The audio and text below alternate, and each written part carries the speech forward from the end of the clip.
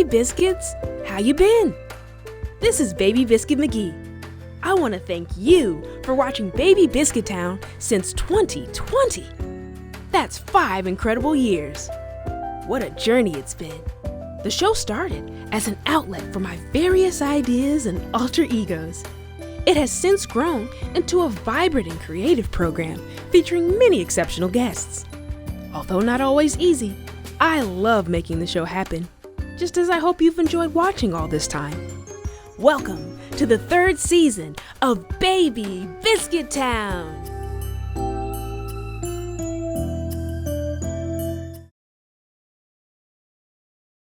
Hey Biscuits! Welcome back to season 3 of Baby Biscuit Town. I'm your host, Baby Biscuit McGee, and you're gonna love tonight's guest. She's a former educator, theater practitioner, and now the distinguished owner of Pink Moon Goods, a delightfully unique shop in the historic Huffman neighborhood. Please help me welcome Kathleen Hotmer-Tandy. Yay! Oh my gosh, thank you so much for being on the show. Thank you so much for having me. It's been one of my dreams in the last few years to be on Baby Biscuit show, so I am really excited to be here. So, maybe you can tell us a little bit about the vision behind Pink Moon Goods. I would say the journey started with me helping my husband open his record store and watching him have a passion about something, daydream about it, and then finally take that moment and kind of put everything in motion. And because I was at his side the whole time, it was really exhilarating and also confidence building. You know, it was an opportunity to see that if you really wanted to do something and you put the effort into it, you can manifest it in the way that you want. And as I traveled over the course of the last few years, I would encounter a lot of stores that I would call them my favorite stores. They had things that, you know, I just really loved, all the great, you know, makers, designers, and quality of items, and unique, you know, kind of array of items. And I really just wanted to bring that to Dayton. I started noticing that it was something that was lacking in Dayton.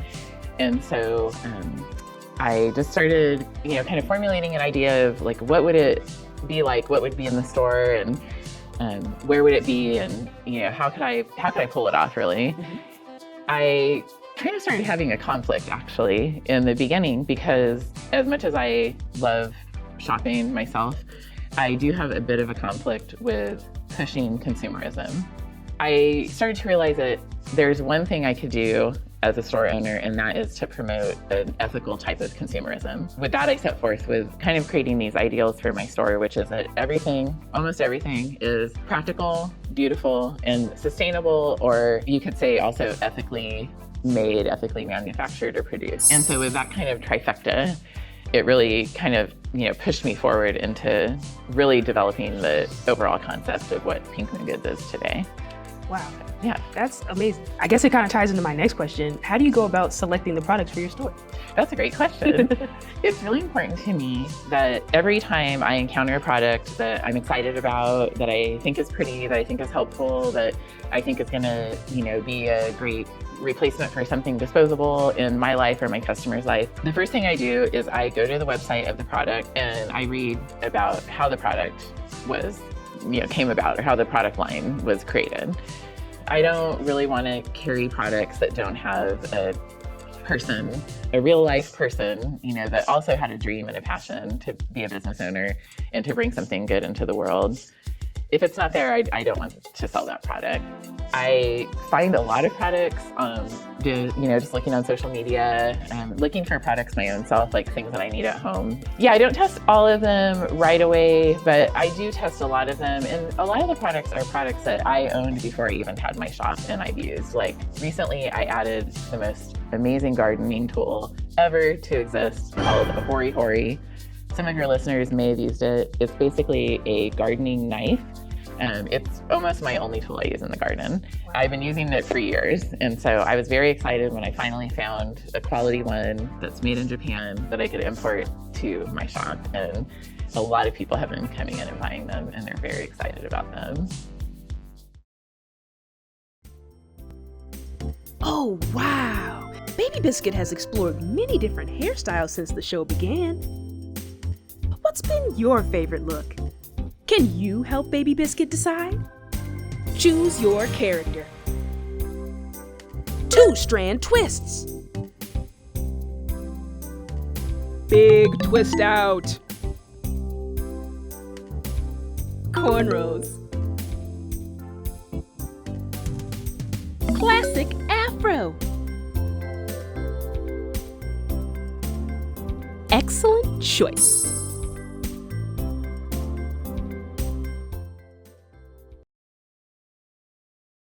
So tell me about your donation collaboration efforts with the YWCA. Oh, yes, I'd love to talk about that. They're obviously a really valuable organization in our downtown. They serve women who are basically displaced from their homes because of domestic or sexual violence. Some of the holidays, it can be a little bit more challenging for mothers who don't have a home and who are trying to make the day special for their children. So it's really like a pretty important effort, I believe. I was at one point taken from my home as a young child, and I still remember to this day, like, you know, arriving at like a county facility and having just the clothes that were on my back, and then being, you know, brought to a room to like look through clothing, and it's like there was nothing cute there, probably stuff that didn't really fit me. It's like the dregs of what you have. So as a 13-year-old, I'm going through these clothes, and you know, it's like, these aren't cute clothes. These are someone's ugly clothes they didn't want. And it's like, it's already challenging. You know, you're already a teenager, you're torn from your home, everything that's familiar with you. You know that you're safe now, and so that feels good, but it's like, you really want those comfort things. And so the first time I contributed, it was to the YWCA Holiday Drive, which is an opportunity to donate goods that the women that are staying at the shelter can come through and kind of shop for their children and themselves for Christmas morning, basically. And so I offered a certain percentage of my sales from a period of time, and then I would personally go out and find, I did the best I could, you know, but I thought it would be really satisfying and fulfilling, and not just something like scrappy and something that somebody didn't put a lot of thought into, basically. Yeah. So yeah, one other fundraising I did for the YWCA is the thing that I call the Pay It Forward Chocolate Valentine's giveaway. And it's very wordy. Sounds cool. Yeah. So it's at Valentine's Day. And again, Valentine's Day is, you know, it can be a challenging time for anybody, especially single people. But especially, you know, again, imagine if you're not with your lover because your lover is abusive or harms you, and so you've had to leave that lover and go and live in a shelter, sometimes with your children. And so I just really wanted to do something that helped the women at our local shelter feel that they were loved and supported, and that there was someone out there in the world thinking about them. And so what I ask is for my customers to purchase the chocolate that I sell in my shop. I offer a discount. I have sold up to 70 bars of chocolate, and I wrap each chocolate individually in some pretty bright tissue paper. I stamp pretty stamps with like flowers or pretty imagery on the outside, and write a nice message like, you are loved, or you're special, or you're a magical creature. You know, just something to inspire a moment of hope. I've done it for 3 years now, and it's been a huge success, and it just feels really good, not only for myself, but my customers absolutely feel really good supporting the cause. And it always is really satisfying to walk in and like drop off that bag of chocolate. And the chocolate is really beautiful as well, just like everything else in my store. Yeah. I love that you do the research and get specific as to like, what do people really want, or what do they really need, and not just donate, you know, what you think is the basic, or like, this is good enough. Like, people want to feel special. So that's really awesome that you're doing that. Yeah, I couldn't agree more. So you also host art openings, DJ sets, workshops, and other sellers in your space. What's been the experience having all these different offerings, and what can people expect next? Okay, well, yeah, I do. I have a ever-changing art wall. It's like a kind of a mini gallery wall of art. It changes every 2 months. I have a back room in my shop and some space outside. I host a lot of guest vendors. Then when the art changes over, I usually have a reception night, and I'll sometimes have a DJ or a live musician.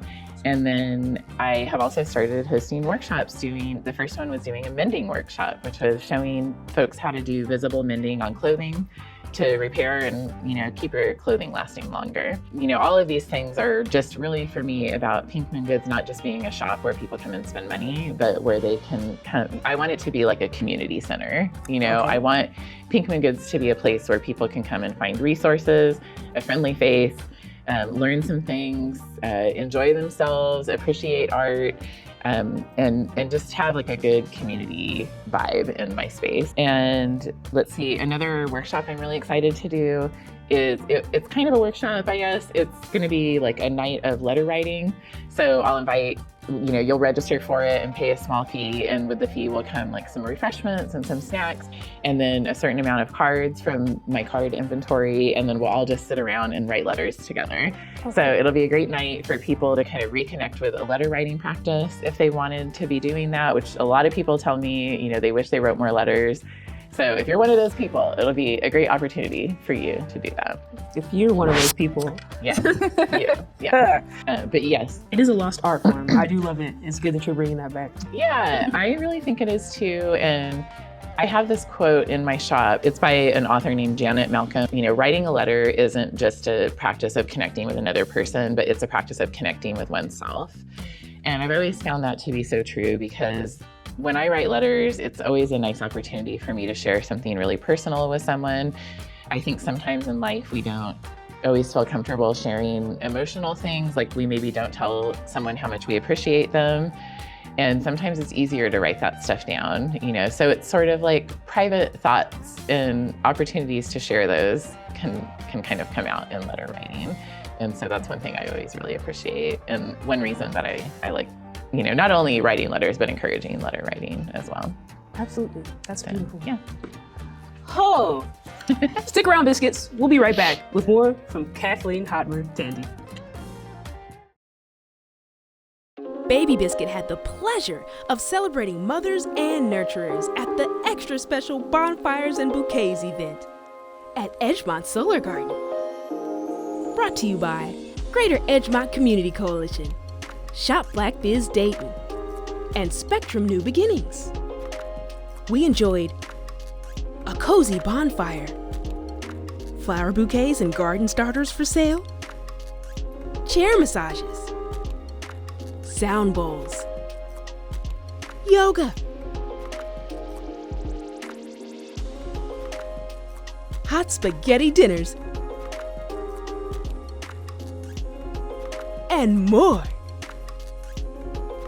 Let's hear from the founders. Bonfires and Bouquets. It is a tribute to the moms of our community. It's really just to get people out to learn about the farm and Edgemont in general. We are envisioning 200 backyard gardens in 5 years. If you have 200 people growing food in their backyards and the supply chain is interrupted, there will be no interruption for us. And there's so much food that grows in one garden that we'll be able to take care of ourselves. We've got community gardens around the Edgemont community where we will be inviting everyone out to help us maintain those gardens. And if you help us put the work in, you take food away for free. We always come together for food and fellowship, and that's what Greater Edgemont does. They've established a strong foundation for us to learn from and to follow and partner together and moving our society forward. It is a community organization that has helped many young people and the neighbors in the neighborhood. They've been here a little over 40 years, and now they have a newer generation, and I'm just one of the few people that's left from the first generation. Some would call you a pioneer. Okay. We acquired another farm on Xenia Avenue. We welcome you all to come out and visit the new place as we're getting it together. The grow operation is in full swing. We're working our lettuce and our brassicas out and starting to move in our tomatoes, our okra, peppers, and some of our summer grow. Come down and visit anytime. I'm usually there from 8:30 to 3:30, Monday through Friday. Saturday, I'm just there at my leisure. And Sunday, I'm usually there, but it's usually just me. Yeah, come visit us down there. Come visit Edgemont. Me and Shaitan and a bunch of other people, individuals that are volunteering here to sort of fulfill the prophecy of what Edgemont was supposed to be and is moving into. We need a younger legs to take the banner from the board and sort of add nuance and build this thing up for the community. Wow, what fun! Looking forward to the next event. So prior to Pink Moon Goods, you worked many years as a costumer for the theater. Is it true you never quite felt at home in this industry? And how does it compare to being a business owner? Yes, I was. I did work as a costumer for many years, and it's good to not be doing it anymore. But I will say, yeah, it was a really valuable experience for me. I mainly got into theater because I wanted to make clothes. I was a nursing major in college when I first started, and I eventually got my degree in basically religious studies, women's studies, philosophy. And so when I got out of that, I just really wanted to do something using my hands. I didn't want to be in these really highly intellectual fields anymore. So theater seemed like a good avenue for me to do that. I found the act of designing costumes and clothing for theater, film, and dance really gratifying. I really took to it. I enjoyed designing clothes, but I could have never been a fashion designer. I could never make decisions about when, when part of a clothing, or, it's much easier to start with like a time period or a character or world. In that sense, it was something that really took hold of me from the beginning. However, as I moved through the world, I just found more and more, and the deeper I got into theater, I'm just not a theater person. Many theater artists that you talk to will say, they did theater as a kid. They always wanted to do theater. It was just something they were driven by and they were so passionate about. And I just never felt that way. I didn't read a lot of plays. I don't really enjoy reading plays. I would read plays that I worked on, but I would never read plays for just my own entertainment. Working on shows that I didn't find the content stimulating or intellectually satisfying was a bit torturous. And so that's one thing that really made it hard. Theater just isn't the thing that I'm passionate about. And I think that the reason I was able to do it for so long was mostly because I was working in educational theater. I loved making clothing. I loved teaching young adults how to make clothing. That was including Baby Biscuit. Including me. I'm not as good. You're but I did learn how to sew from you. Yeah. And so, you were a great example, because when you came in, it was like, not only did you want to just learn the mechanics of sewing, you had all these great ideas about, different designs and things you wanted to make. I could be in the costume shop with you and the other young students that I was around, and I could kind of forget the rest of the part of the world that I didn't really feel like I belonged in, finding ways to mentor young people, to, kind of push them to pursue different things, different artistic endeavors, advancing their skills. Moving on, I have some students that are really taking off on their careers right now as costumers. That's really exciting to see. And being around all of, yourself and all of the other young people that I'm still really close with just taught me so much about myself and gave me so many opportunities for growth. And so that was, priceless for me, and I wouldn't change that for the world. I think I always felt on some level that I wouldn't always be in theater, that I always felt there was something else I was gonna do. And so when I started having the idea for Pink Moon Goods, that was very exciting for me. And I started my business with Pink Moon Goods before I left my job as a costumer.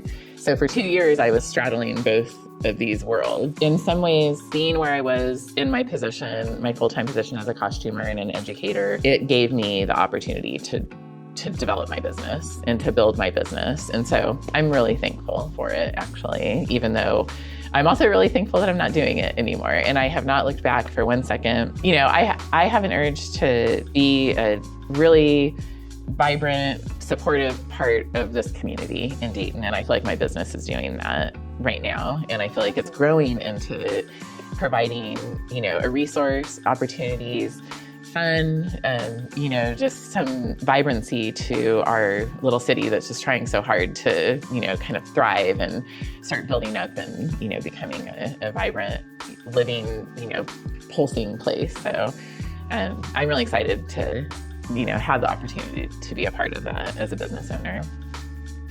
That's beautiful. Yeah.